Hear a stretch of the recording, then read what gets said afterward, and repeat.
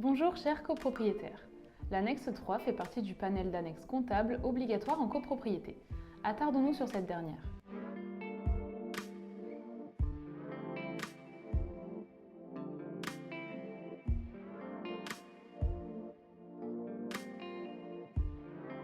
L'annexe 3 est un document comptable obligatoire. Elle offre un aperçu des budgets votés et des dépenses réelles. Ce document est joint à votre convocation à l'Assemblée générale. Son objectif est de comparer et de corréler les dépenses réelles de l'exercice en cours et de l'exercice précédent, ainsi que le budget voté pour l'année en cours et les 2 années à venir. Elle offre ainsi une vision globale et détaillée des différents postes de dépenses de votre copropriété selon les clés de répartition prévues au règlement de copropriété. Dans la première colonne sont répertoriées l'ensemble de dépenses, telles que l'assurance, l'entretien des espaces verts ou encore l'électricité des parties communes.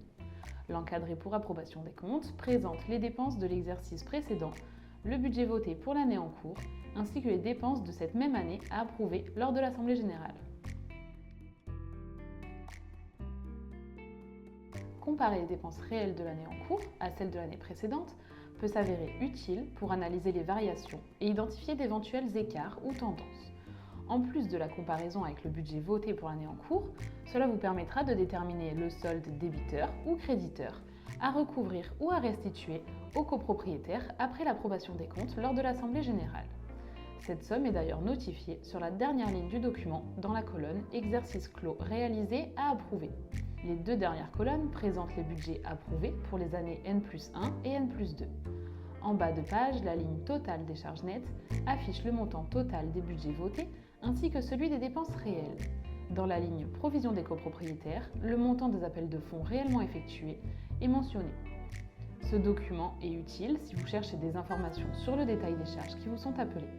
Si vous avez des questions ou besoin de plus d'informations sur ce sujet, n'hésitez pas à nous contacter. Nous sommes là pour vous aider.